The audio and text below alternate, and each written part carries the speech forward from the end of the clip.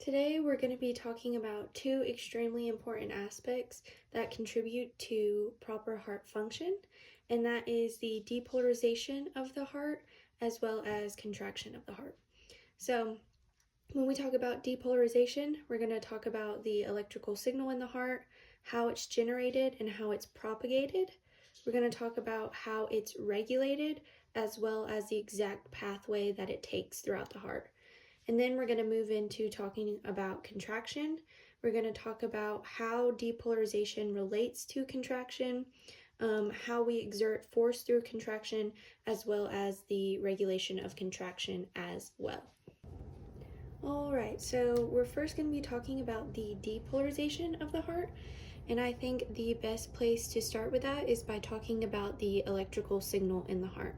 So we all know that our body runs off of electrical signals, and in our heart specifically, that electrical signal is what is responsible for causing our heart to beat. But what exactly is the electrical signal we're talking about? So the electrical signal we're talking about is known as an action potential. And what an action potential is it is the rapid movement or the rapid change in voltage due to the movement of ions.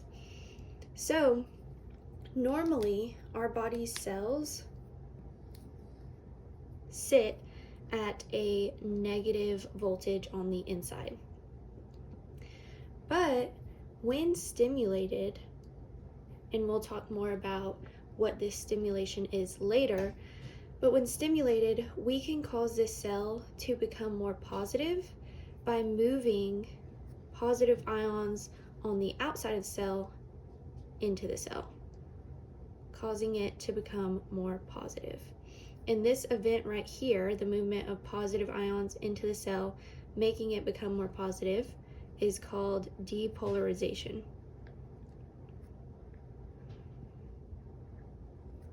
And once that cell hits a certain positive charge on the inside, what then happens is we have positive ions now on the inside of the cell that then move out of the cell, causing the cell to become more negative once again. And this movement of positive ions coming from inside the cell going out of the cell, causing the cell to become more negative, is called repolarization.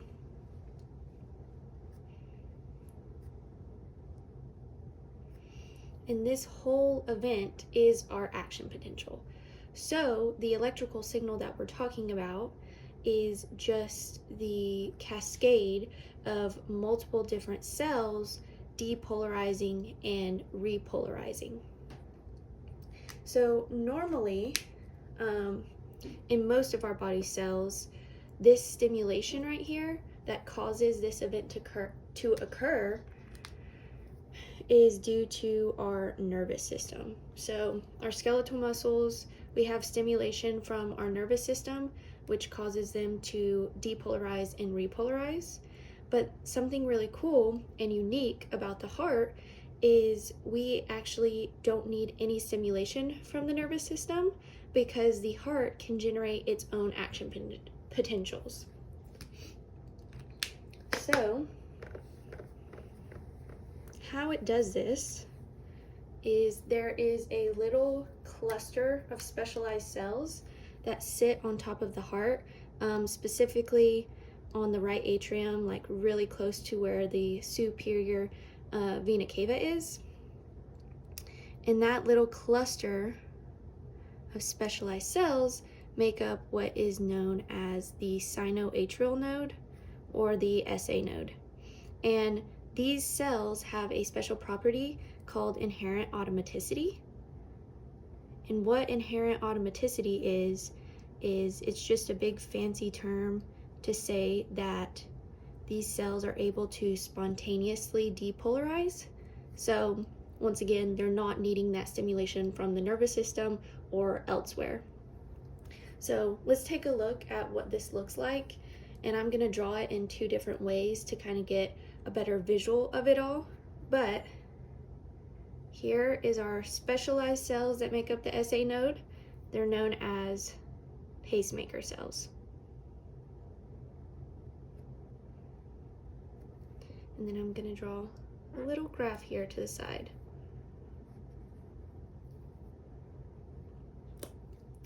Now, these cells are also at a negative value, but that negative value kind of differs because pacemaker cells, one thing about them is they have no resting membrane potential. So this negative value could be -60, it could be -55, it could be -50.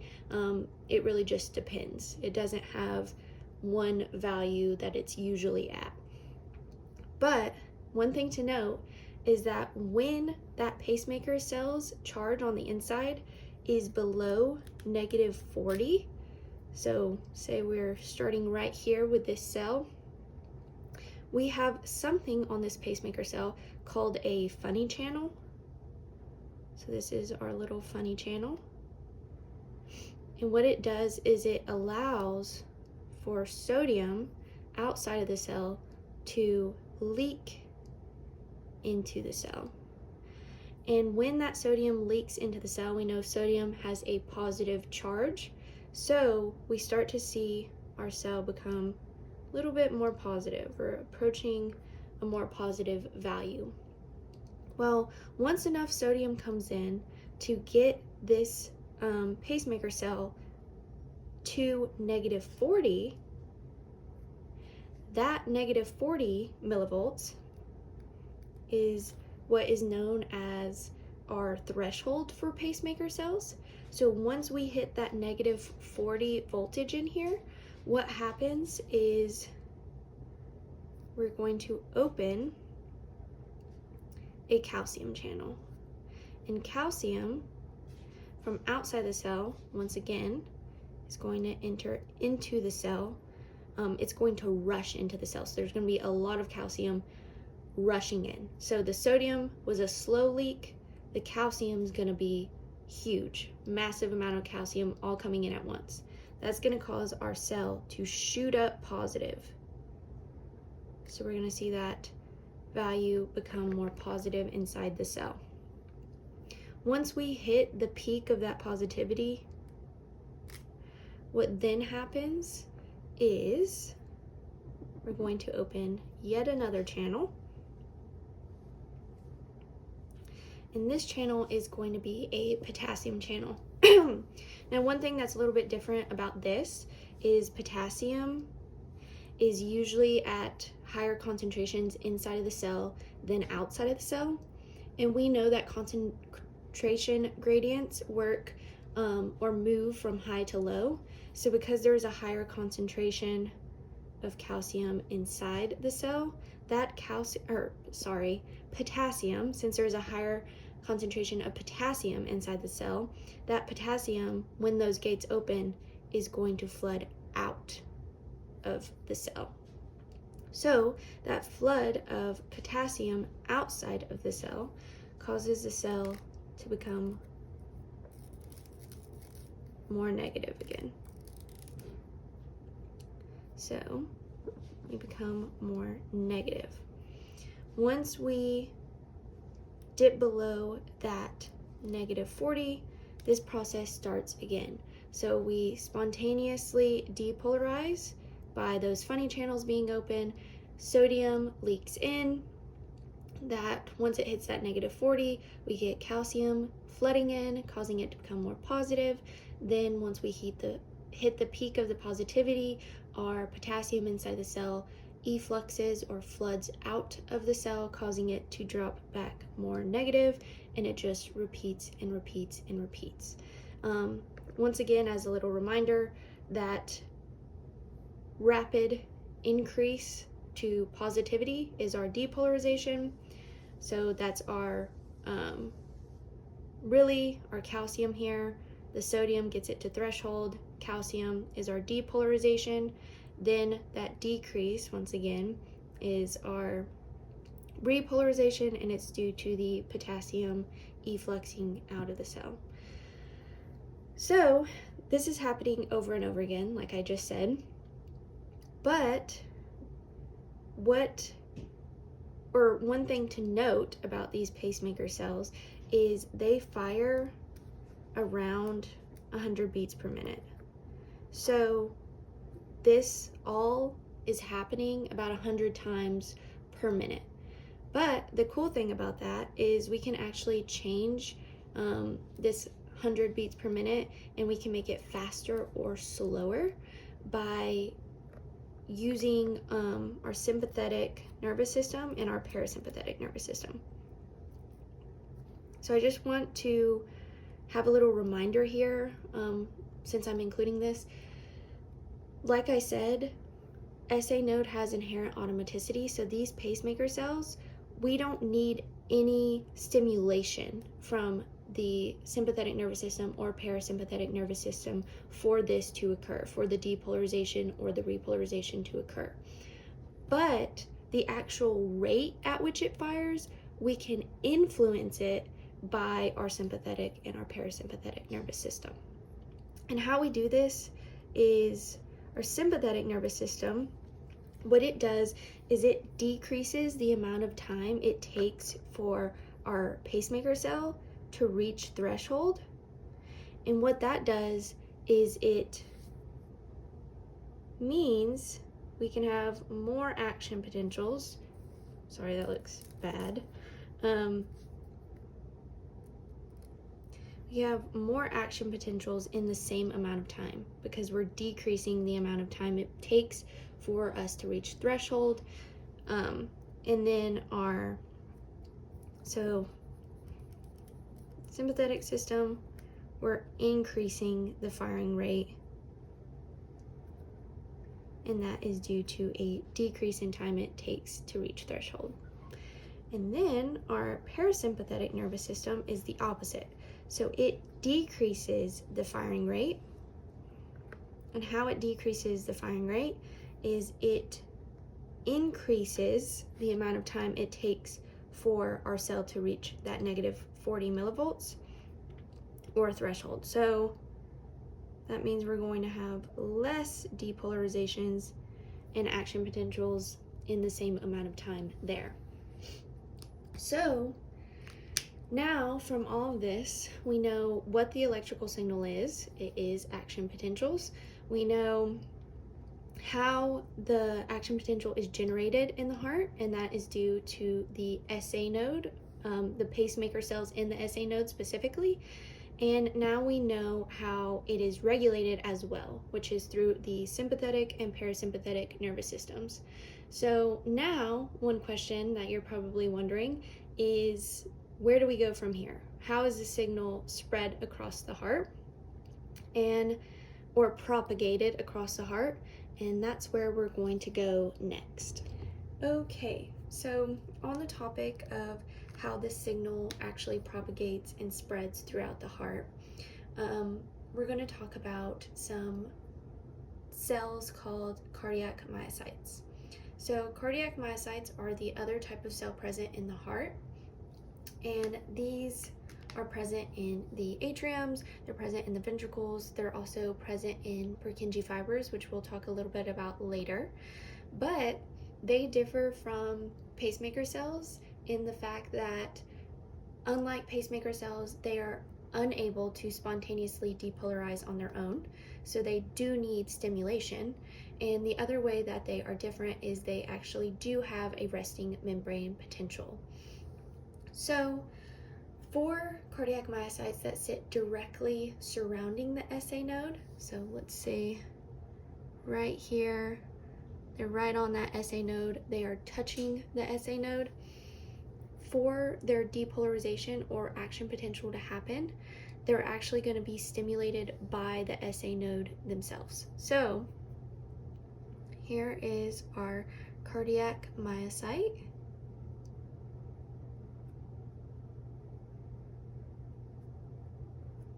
I'm going to draw a little graph off to the side. Cardiac myocyte, like I said, it does have a resting membrane potential, and its resting membrane potential is at negative 90 millivolts. So here we are on our little graph. That's our starting point.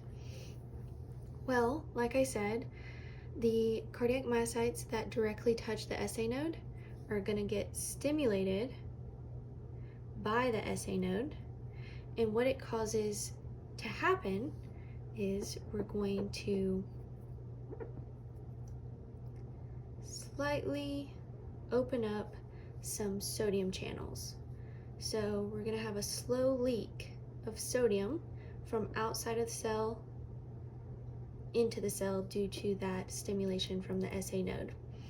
That slight leak of sodium is going to cause the inside of the cell to start to become a little bit more positive. So we're going to start to see an increase in the positivity inside the cell. Now, once that trickle in of sodium is enough to cause the inside of the cell to hit -70, -70 is the threshold for cardiac myocytes. So what happens when we hit that -70 is now NA gates fully open. So now, instead of a little trickle of sodium, we're going to get a flood of sodium into the cell. That's going to cause our cell to shoot up positive, and we're going to see it increase on the graph over here. Once we hit approximately +20 on the inside of this cell, what's then going to happen is we are going to have some potassium channels that open up, and potassium, as we mentioned earlier, is at higher concentrations inside of the cell than it is outside of the cell. So because of that higher concentration of potassium inside of the cell, it's going to efflux out of the cell when that channel opens. So now we're going to start to see a little bit of a decrease in the charge of the cell, because potassium is a positive ion, it's leaving the cell, so we're getting to be a little bit more negative. But this is where the action potential starts to look a little bit different, and that is because around this time we get the opening of some calcium channels. So calcium then starts to come into the cell. So at this time we have potassium, it's still leaving the cell because that channel's open, but we also have calcium channels that are now open, so calcium's coming into the cell. Because potassium is a positive ion and it's leaving, and because calcium is a positive ion and it's entering, what we see is kind of a canceling out effect. So what that looks like on a graph is we get this little plateau where it kind of looks like the line starts to kind of straighten out, and that's because we're basically canceling out any changes of charges because we're bringing positive in and getting rid of positive at the same time. So now these calcium channels end up closing, so no more calcium is coming into the cell at this point, but the potassium channel is still open. So potassium is still effluxing out of the cell, it's still leaving the cell, so now we're going to see a drop in the charge inside of the cell. So this whole thing is our action potential. We had the stimulation of the SA node, which caused the slight opening of a sodium channel, which allowed the leak of sodium in, causing the cell to become more positive. Once it hit that -70 threshold, it opens the sodium channels all the way. Sodium rushes in, causing our depolarization to occur. So we see that increase in positivity inside the cell. Then our potassium channels open. Potassium starts to efflux out of the cell. Shortly after the potassium channels open, the calcium channels open, and we see calcium influx or enter into the cell. So we get this little plateau here. And we'll talk more about why this plateau is important and why this calcium coming into the cell is important when we get further into looking at contraction of the cell, because calcium is extremely important for contraction. But that does occur at this point. Then the calcium channels close, but we still have the potassium channels open that are effluxing out. Our cell is becoming more negative, it's getting repolarized, it's coming back to its resting membrane potential of -90. So now we know how the signal from the pacemaker cells gets into the cardiac myocyte cells that are directly surrounding the SA node, but what about all of the cells in the atrium that don't directly touch the SA node? Well, one cool thing that happens in the heart, how it differs from skeletal muscle, is all of these cardiac myocytes are actually connected. And how they are connected, let me draw this out here. I'm gonna erase this. Is through these little openings called gap junctions. So here's this, here's another cell. It has a gap junction which connects it to another cell and so forth. We'll write that here. These are our gap junctions.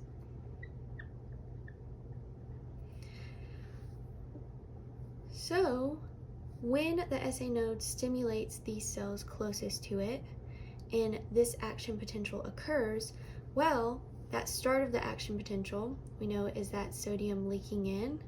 Well, because of these little openings, when that sodium first leaks in, we'll just erase all of this for the meantime. When that sodium first leaks in, it can travel. So that sodium can leak in here, can leak in here, which is going to cause this action potential to start to increase in positivity because we're having Na flowing in, or our sodium flowing in, which is going to get us closer to that threshold for -70, which is then going to allow us to depolarize and repolarize this cell. That Na then leaks into the next cell, which is going to help it go from its resting membrane potential of -90 to the threshold of -70. So it depolarizes and it continues throughout the heart.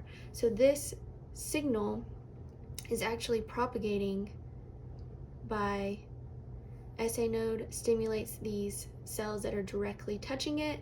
Those cells, when they start to get that leak of sodium, the sodium travels to the next via the gap junctions. So we start to see the depolarization and repolarization of cardiac myocytes, one right after the other.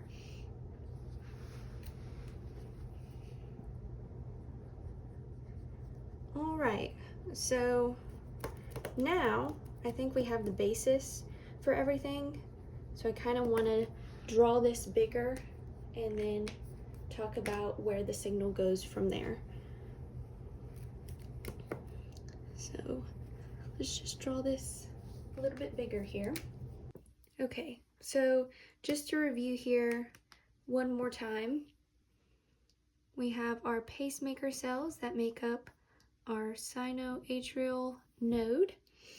They spontaneously depolarize on their own, and then they stimulate the cardiac myocyte cells that directly are touching the SA node. And then that signal is propagated throughout the rest of the atriums through the gap junctions that connect the cardiac myocytes. So, see the propagation of that signal throughout the cardiac myocytes present in the atriums due to those gap junctions.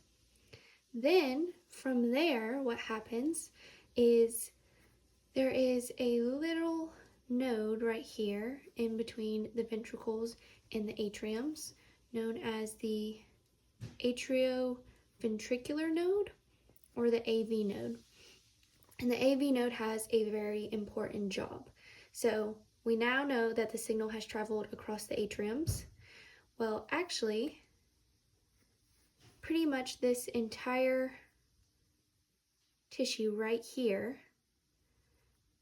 is electrically inert, which means that this electric current cannot pass into the ventricles. And that's where the AV node comes in, because the AV node does have conductivity. So all of that signal gets collected at the AV node here. And the AV node's job is it's a little bit less conductive than other parts of the heart, like the SA node, for example. And the reason for that is we know we're sending out this depolarization across the atriums, and the hope with that is to get contraction. So when that signal reaches the AV node, the job of the AV node is to have this thing called an AV nodal delay. And that allows for the ventricles to fill with blood. So that signal happens. Following that signal, we get contraction. So that blood's going to be pushing into the ventricles. So this delay here at the AV node is going to allow for the ventricles to fully fill with blood. Then from the AV node, right next to it here, is a little bundle of nerves called the bundle of His. And the bundle of His breaks off into right and left branches that run down the septum of the heart in between the two ventricles. So the AV node collects all of the signal, takes it to the bundle of His. The bundle of His splits into our right and left bundle branches. And then off of these bundle branches, we have these things called Purkinje fibers, which go up and around the ventricles. And we talked a little bit earlier about how cardiac myocytes are present in the Purkinje fibers. So once that signal hits the AV node, goes to the bundle of His, travels down the right and left bundle branches, the cardiac myocytes present in the Purkinje fibers are going to allow that signal to leak to the next cell, leak to the next cell, so we're getting that propagation of the electrical signal up into the Purkinje fibers. So now we've laid out all of the depolarization of the heart, the electrical pathway in the heart, which is great. But obviously the reason that we're doing this electrical pathway is we're hoping for contraction. So now I want to dive into the contraction of the heart and all of its aspects. Okay, so as I said, the reason for us depolarizing our heart is to try and get contraction. So we want our heart to contract because that's how we move blood around. So when our atrias contract, it gets blood to our ventricles, and when our ventricles contract, it gets blood to the lungs to get oxygenated, as well as out to the rest of our body's tissues. So how depolarization causes contraction is due to the influx of calcium during depolarization. So contraction in the heart is going to be occurring in our cardiac myocytes, and like we talked about earlier in the depolarization of cardiac myocytes, we have that little plateau period where calcium is influxing into the cell. So when that calcium influxes into the cell, it travels into the cardiac myocyte into a little opening here called the T-tubule. On the inside of this T-tubule, there are these little L-type calcium channels. And what they do is they sense this calcium, and they take the calcium, send it across something we call feet to a little receptor called the ryanodine receptor. And the ryanodine receptor tells our sarcoplasmic reticulum in our cardiac myocyte to release calcium into the cytoplasm. From there, that calcium then goes to the sarcomere, which is the functional unit of our cardiac myocyte, and this is where contraction is actually going to occur and how we are going to be generating force. So let's first just look at the structure of the sarcomere. So we have these black lines here, which are called Z-disc. And then we have these thick little filaments in the middle here, which are our myosin. They have these little globular heads on them. Then these green lines are our actin. On top of actin, we have these little blue dots that are tropomyosin. And then on top of tropomyosin, we have a protein called troponin, which actually has 3 different parts. It has troponin C, troponin I, and then troponin T.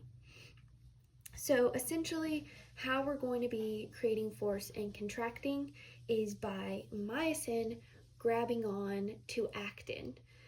But as you can see from this model, we have tropomyosin that is covering actin. So normally, myosin is unable to grab actin. So this would be how our sarcomere would look at rest. But what happens is when this calcium comes into the sarcomere, it's going to bind on troponin C right here. Now, when calcium binds to troponin C, it's going to shift troponin. And like I said, one part of troponin is called troponin T. Troponin T is what attaches troponin to tropomyosin. So the binding of calcium to troponin C shifts troponin. Because troponin T is binded to tropomyosin, when troponin shifts, that means tropomyosin is also going to shift. So essentially what this does, if we shift troponin and tropomyosin this way, what's going to happen is we're uncovering actin. Now that actin's uncovered, that allows for the globular heads on myosin to reach down and bind to actin. Now, on these globular heads of myosin, we have our energy molecule, which is known as ATP. And ATP on this myosin globular head is going to hydrolyze, which is just a fancy word, which means we're breaking it down. And we're breaking it down so we can use that energy. So it's going to break down into an ADP and an inorganic phosphate. Once it breaks down into an ADP and an inorganic phosphate, and we are binded to actin, what's going to happen is we're going to drop off that ADP, which is going to be like, say, this is actin, this is the myosin head. Once we drop off that ADP, we're going to ratchet or pull 50%. Then we're going to drop off that inorganic phosphate, which is going to cause another ratchet or another pull. And essentially what this looks like, or what this is going to do to the sarcomere here, is we have binded to actin. This was us at rest. We have reached down with our globular myosin heads and binded to actin. So we have formed this little cross bridge here. Then we're going to drop that ADP off, which is going to cause a 50% ratchet or pull. So we're getting closer together. And then we're going to drop that inorganic phosphate off, which is going to cause another ratchet or pull. So we're getting even closer. So this is actually the contraction itself. As you see, we're like generating force here by sliding this all together. So now that the contraction has occurred, what's going to happen is another ATP molecule from bioenergetics. So this is what's going to be made by glycolysis and various different bioenergetic mechanisms. That ATP is going to come in and bind to myosin, which is going to allow myosin to let go of actin. So we're recocking, resetting, and reloading this whole system. We are now back to rest. But how do we regulate, or how do we take this contraction? How do we end this contraction is what I'm trying to say. because obviously we don't want to be in a state of continuous contraction. And the way that we do that is through this little thing right here called circa. And circa is basically like a little vacuum. So what it's going to do is when circa is turned on, it's going to suck the calcium off of troponin C, and then that calcium is going to go back into the sarcoplasmic reticulum. Now, once we've sucked that calcium off, obviously we don't want circa to continue to stay on, because if we try to now contract again and we get calcium coming in, we tell the sarcoplasmic reticulum to release calcium. Now our sarcoplasmic reticulum is depleted because we're not putting any calcium back in. So we want to turn circa off after we've sucked the calcium off of troponin C. And how we do that is by this thing, which is called phospholambin. And phospholambin is basically like an off switch for circa. So phospholambin is going to shut circa off. Now that we've been through contraction, how we're exerting force, how we end contraction, we want to talk about how contraction is actually regulated. So 2 things that regulate contraction, which is going to be 2 things we talked about earlier, and that is our sympathetic nervous system and our parasympathetic nervous system. And how these regulate contraction, I'm going to erase this so we have some room here.